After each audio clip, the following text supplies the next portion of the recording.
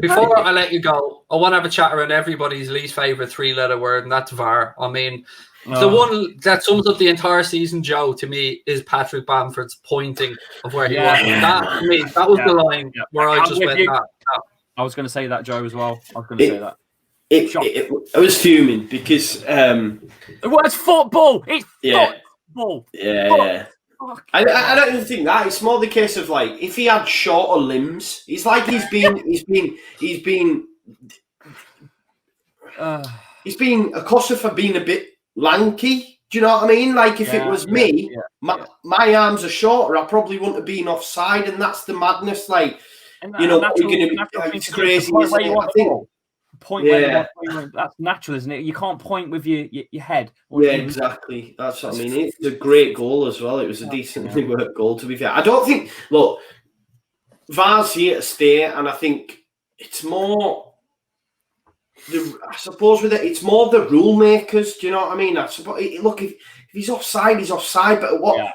They're going to need to change the rule, aren't they? I think they said if it's from here down, that's offside. I think if it's anywhere from your shirt down, that's offside. If that's like that, so if it had been like that, it'd have been all right or something. But that means, I want where it would be like it's arm for arm, not arm for foot. I want it, whatever body part they're on about, it needs to be measured with the same body part.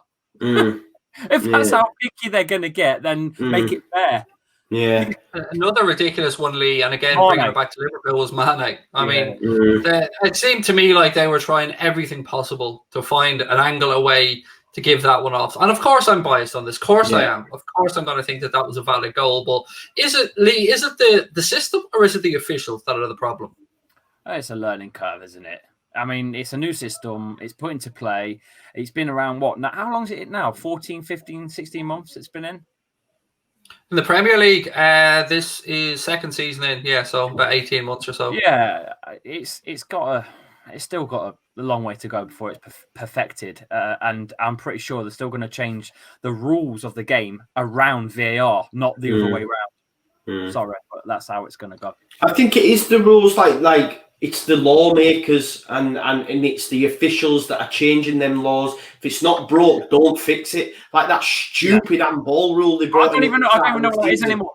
I don't even know. I don't understand it anymore because it was any body, and now it's not that. Who remembers the Dyer one when the Dyer's gone to head the ball and it hit his arm when it was not intentional at all, but. So they changed that quickly back because they realised, bloody hell, there's going to be a penalty or 2 or 3 penalties in every single game. But so they changed that law back. But it's these people that are making these laws in the first place. VAR will probably work elsewhere pretty fine. It's just our lawmakers are trying to fix something that isn't broken.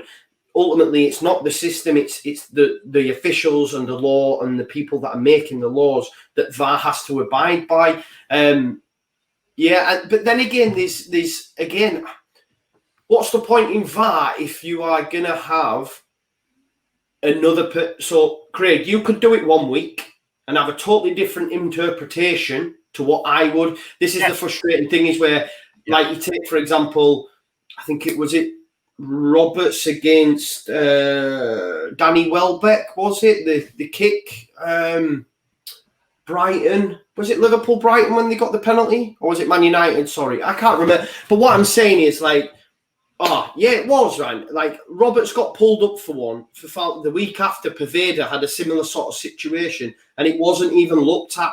But like Roberts, do you know what I mean? It's that kind of thing. Consistency, it's still then the officials because it's choosing when to look and who looks. It's a computerized system for a TV production. Unfortunately, still operated by humans. That's what I'm saying. There's another aspect to all of this, though, that let's say I'm Michael Oliver, I'm refereeing a game, and let's say David Coote is in the VAR room.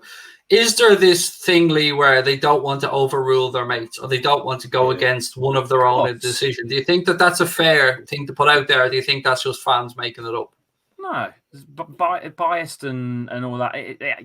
Sorry, but that's all there. That's not made up. That's definitely true. And if I could share my biggest gripe around VAR, it's the slow motion for penalties and red cards. Why show a slow motion replay of something?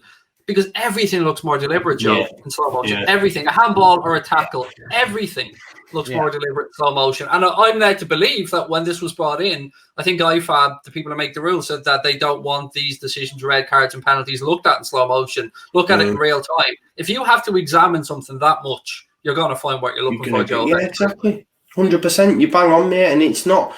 And I think it's when they talk about clear and obvious and stuff, they're just looking at stuff for the sake of looking at stuff. And I think I think it's silly when they go to the monitor. I think you need to go to the monitor. Just fucking tell him what your thoughts are. Why are you making such a song and dance about it? So then he goes over to the monitor. Like, they obviously make... Why? Whenever they go to the monitor, they're either doing it to overrule what they've already done or give a penalty. I've not seen someone go over yet. I might be wrong, people in the chat, you guys, where they've gone, no, I've got it right. Do you know what I mean? They go over to the monitor. Twice that's happened, I think. Right, okay.